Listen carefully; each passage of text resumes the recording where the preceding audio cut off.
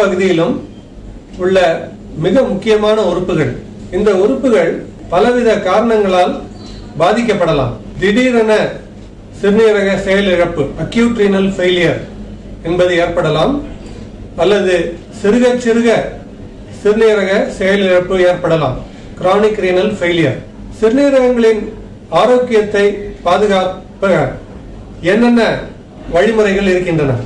நமது உணவில் அதிகமான உப்பை குறைக்க வேண்டும். காய்கறிகள், பழங்கள் முதலியவைகளை அதிகமான உட்கொள்ள வேண்டும். புகைப்பிடித்தல், மது அருந்துதல் முதலியவற்றை அறவே தடை செய்ய வேண்டும். மிதமான உடற்பயிற்சி எடுத்துக்கொள்ள வேண்டும். சிறுநீரகங்களுக்கு 2 பெரிய எதிரிகள் இரத்த கொதிப்பு, சர்க்கரை வியாதி. இவைகளை நாம் கட்டுக்குள் வைத்துக் கொள்ள வேண்டும்.